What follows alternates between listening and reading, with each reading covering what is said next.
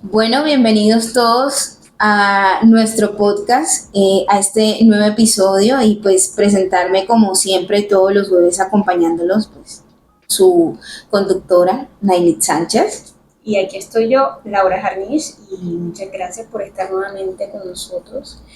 Y bueno, aquí súper emocionada, siempre nos emocionamos cuando vamos a compartir con ustedes un nuevo tema. Sí, estamos súper contentas y pues antes de hacer la apertura, pues como siempre, yo ya eso le llamé como, ¿cómo es? La recocha. Viene la recochita. Okay, Y después viene la parte C. Bueno, no es recochita, pero sí es como para desestresarnos un ratico, hablar como de otros temitas ahí, aparte de lo que Unos tenemos. pequeños cortos. Sí. De comerciales, puede ser, pero comerciales divertidos. Como los de Bretaña. Acompaña siempre. Bueno, decirles que estamos súper contentas, ya este es nuestro tercer episodio grabado y nos emociona mucho que nos estén acompañando.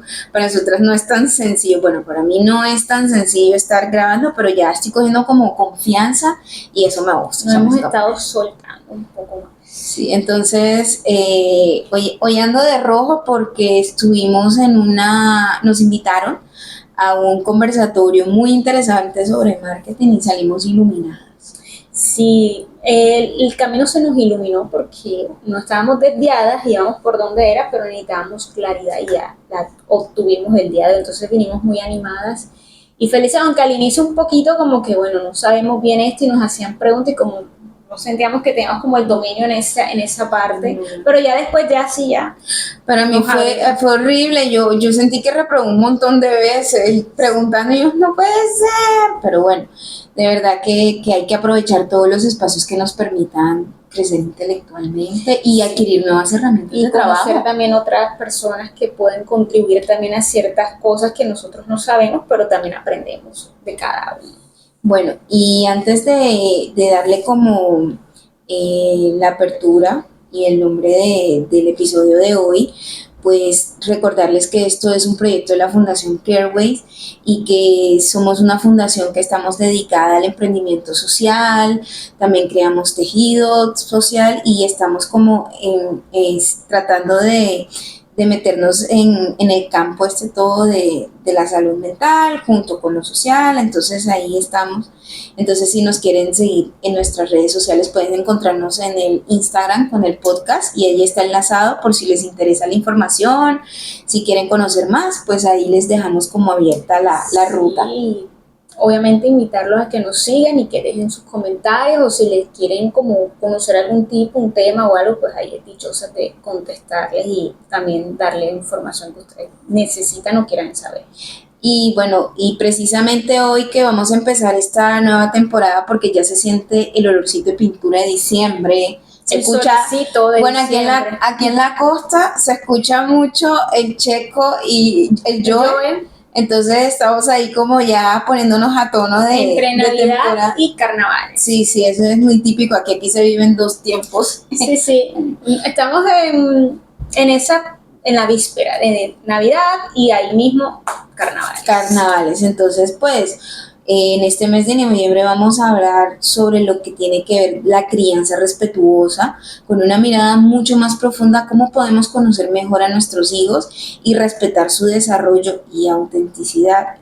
Y antes de que se pregunten, y a los que ya nos conocen, pues los que se preguntan, pues yo no tengo hijos, pero he tenido pequeños hijos adoptivos a lo largo de mi carrera porque hemos estado muy de la mano y muy cercanos a la crianza. Uh-huh. Entonces hemos ido pues también, hemos acompañado a muchos padres.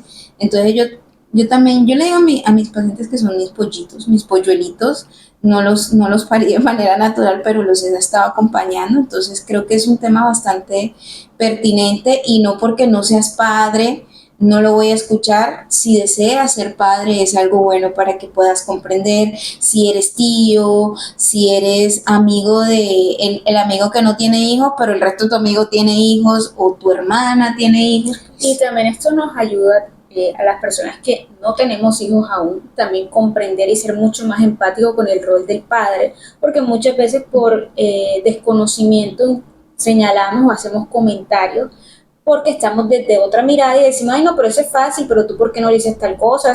No somos respetuosos tampoco con nuestras palabras. Entonces, al comprender también el desarrollo de cada niño, también nosotros podemos ser mucho más prudentes y ser más empáticos tanto con ese niño, con la madre o el padre o la persona que está cuidando a ese menor.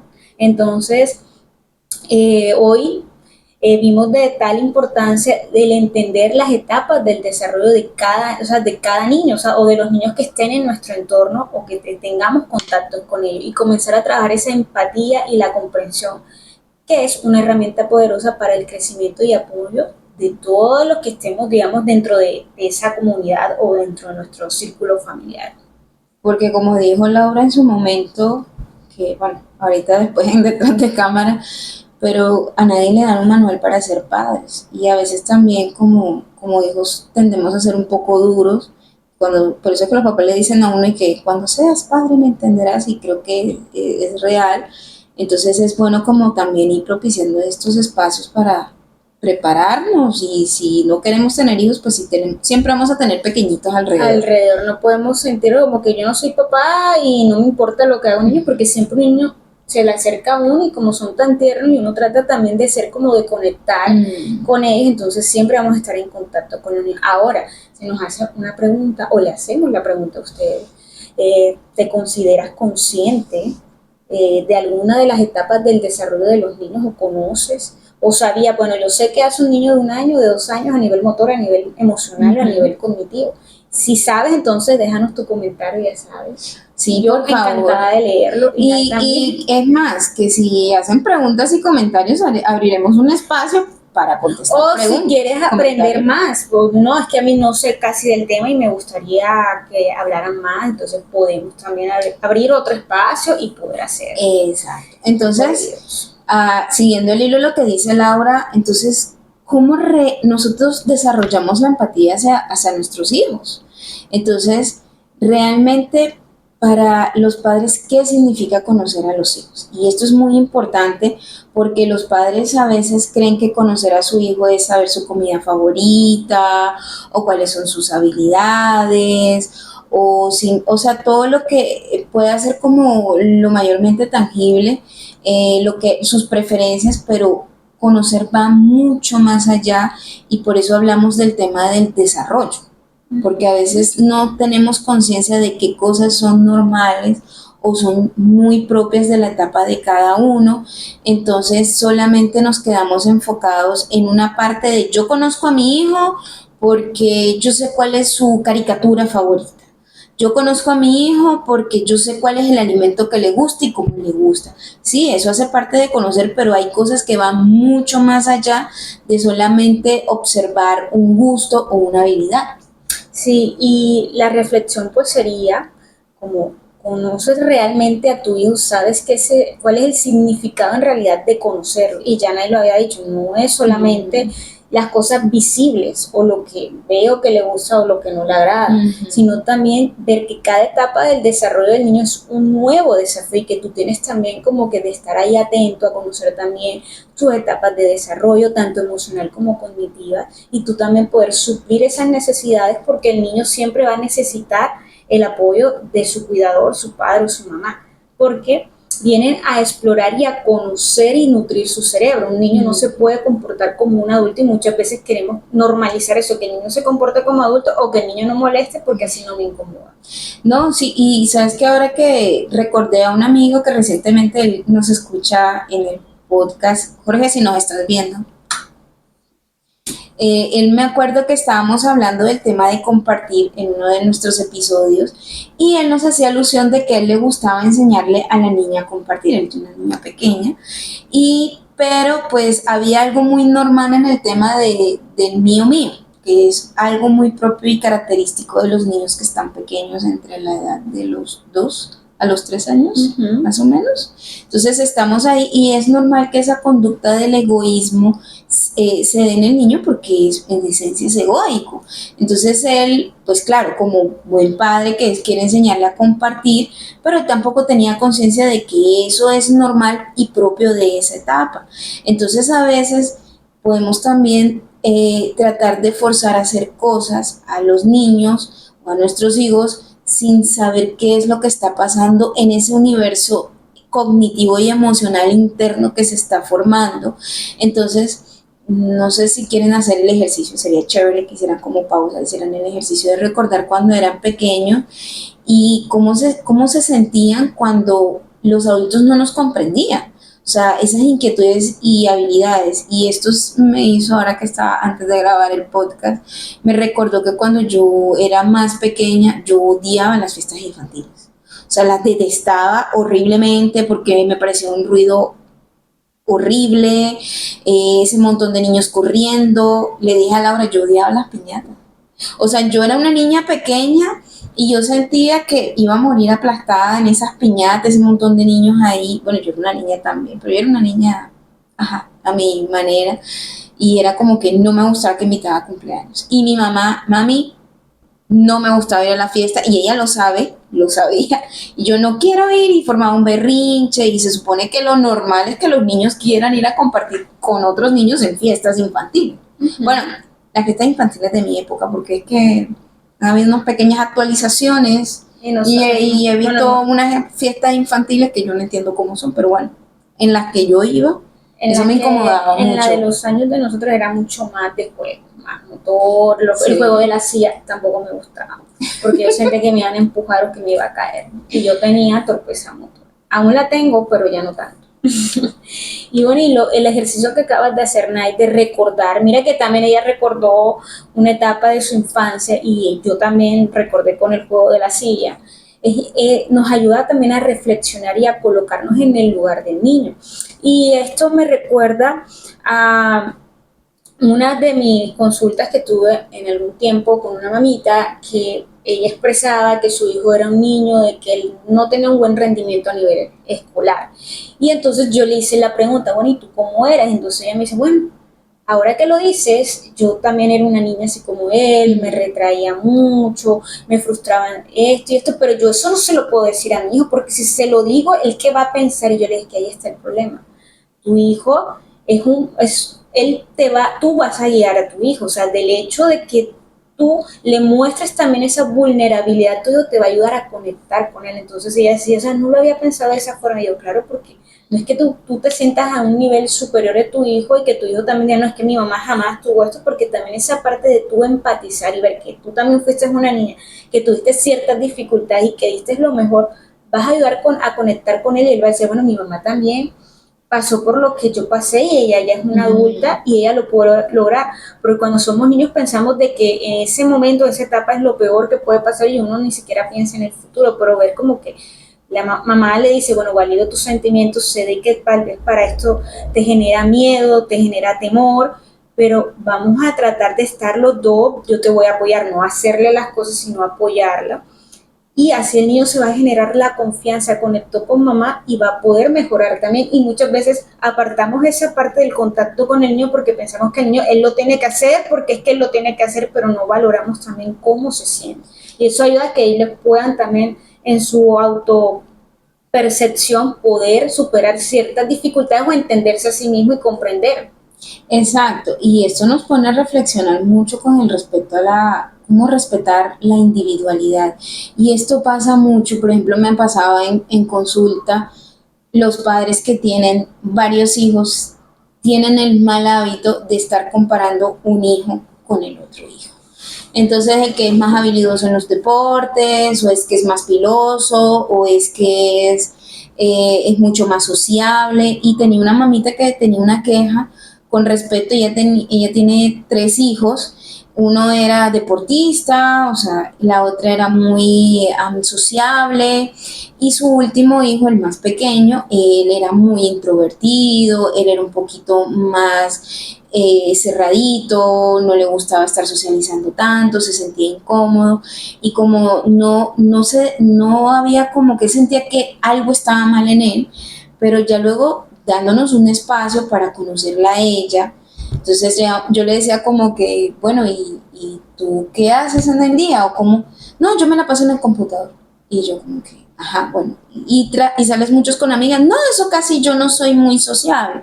Y yo, bueno, entonces mira que no es algo como tan ajeno para él y porque como padres a veces también sucede de que siempre estamos señalando de cómo debe de ser el niño. Es que yo a tu edad, porque esa es otra, yo a tu edad hacía tal cosa y hacía esto, y no estamos reconociendo el individuo que está frente a nosotros, sino que queremos imponerle cosas, y eso también genera mucha inseguridad porque dice, la autopercepción es que así como soy está mal, esto no está bien, yo no debería ser así.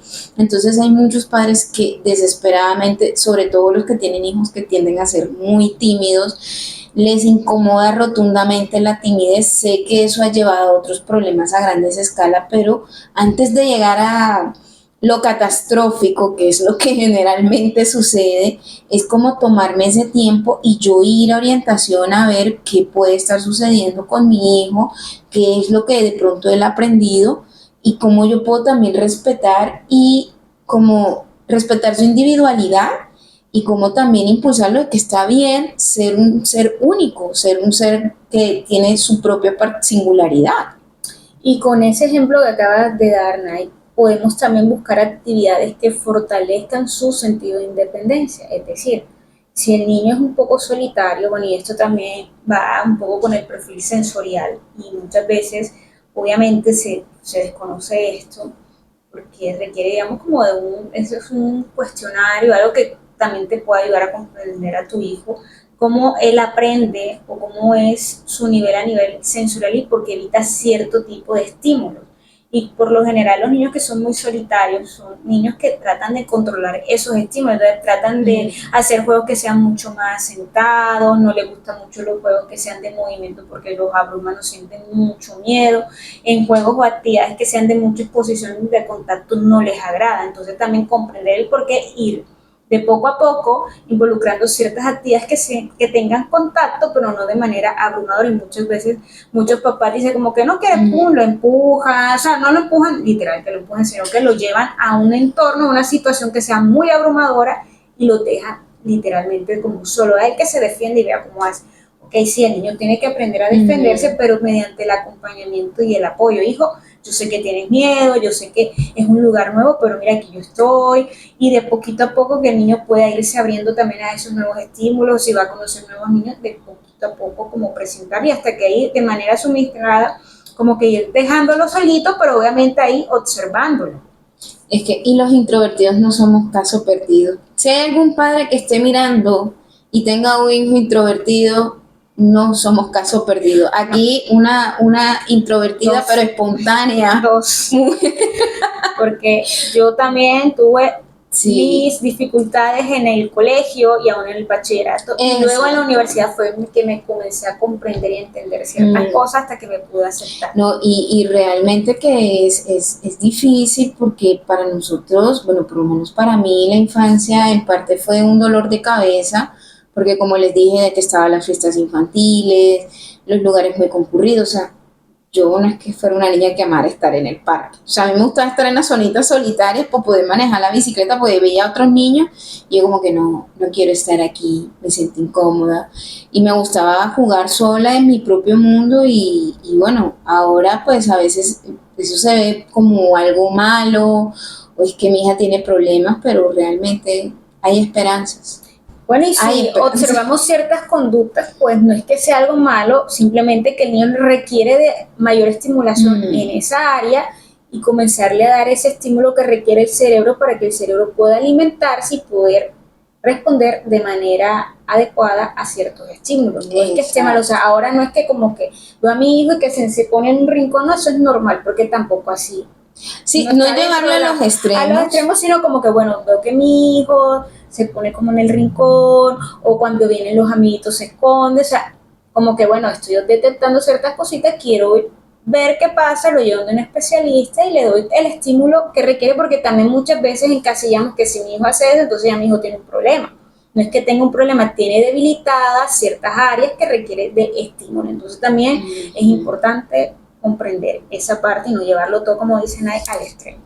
Y bueno, y ahora una parte también que nos llama mucho la atención y que hemos estado estudiando, leyendo, investigando también es un poco lo que habla en los lenguajes del amor, pero en los niños. Y es un tema muy interesante Y esto yo como lo que hago es que lo integro también con la parte del perfil sensorial, de la manera como percibimos el entorno, nos dan el estímulo, también la manera como los niños aprenden a dar su lenguaje del amor. Y muchas veces los papás no comprenden eso, de que todos expresamos el amor de manera diferente, lo expresamos y lo recibimos de manera diferente.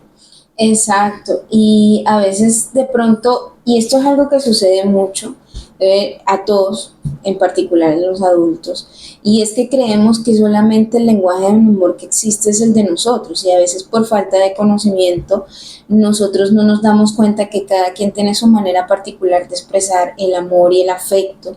Entonces nos gusta mucho, bueno, los que ya han leído a Chapman saben que él habla de 5 manifestaciones o lenguajes del amor, que me parece súper interesante y le recomiendo mucho la lectura, porque esto también nos permite conectar de manera diferente.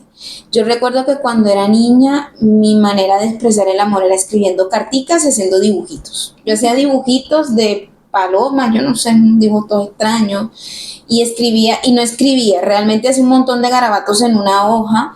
Entonces era mi manera de expresar el cariño. Entonces, ¿qué pasa? Que hay padres que sienten, ah, es que a mi hijo no le gusta recibir amor, pero vamos a ver que el papá es de contacto físico, le gusta dar abrazos, besos, pero su hijo es más como de actos de servicio. Y me pasó también en una consulta que una madre decía como que mi hijo no sabe dar cariño o le cuesta. Y yo decía, bueno, cuando él te quiere demostrar que te aprecia, te quiere, ¿de qué manera? Bueno, él me ayuda con los trastes, recoger la mesa, y yo, es que el lenguaje del amor de él son los actos de servicio, pero es que yo lo voy a abrazar y él no quiere. Y yo, porque no se siente tan cómodo con el tema del contacto físico, pero eso no quiere decir que es que él no pueda expresar el amor. Es simplemente que él tiene un lenguaje distinto al tuyo y tienden a chocar un poco porque tú de pronto, no, como tú no lo recibes de esa manera como tú lo das, entonces crees que él no te lo está dando, y como tú se lo estás dando de la manera que tú sabes, él también se siente como invadido, porque las personas que les cuesta recibir el contacto físico, no es que le cueste, es que resulta muy incómodo, muy, muy incómodo. O sea, no es que yo no sé recibir el amor, claro que sí sabemos recibirlos, pero hay que conocer primero ese lenguaje para poder decir, bueno, soy capaz de recibir. O por ejemplo, si mi hijo no es tanto de regalos, porque hay padres que también pues su lenguaje es el regalo, sino más bien del tiempo de calidad. O sea, a mi hijo le encanta, si yo no le lleve nada en mucho tiempo, a él le encanta que nos sentemos a pintar o que le diga que lo hizo muy bien. Entonces también tomémonos ese tiempo de trabajo para reflexionar cuál es mi lenguaje del amor y cuál es el de mi hijo, ponernos como a examinar cada uno, y cada hijo y cada persona tiene un lenguaje de amor diferente. Un lenguaje y un perfil sensorial del amor. Exactamente. Y todo eso porque tienen que ir de la mano. Como el ejemplo que estás dando, el chico que no le gustan los abrazos, tal vez su perfil sensorial a nivel táctil tiene una hipersensibilidad, o sea, los abrazos para él son muy abrumadores. Y eso no quiere decir que él es incapaz de dar abrazos, porque él da abrazos, pero en muy corto tiempo. Les causa mucha incomodidad. Sí, entonces a medida que de poco a poco también él vaya aceptando, se vaya desensibilizando ciertas zonas o ciertas áreas, él va a ir dando ciertos abrazos, no de la manera o la intensidad que tal vez tú lo des, pero él lo va a aceptar un poco y ya después ya no va a querer que lo abracen tanto. Entonces va a buscar otro mecanismo, otra forma de expresar su amor, como lo decía tú en el ejemplo de que el chico era de servicio, de que ayudaba y era muy colaborador. Exactamente, y eso pasa. Entonces, ¿qué pasa?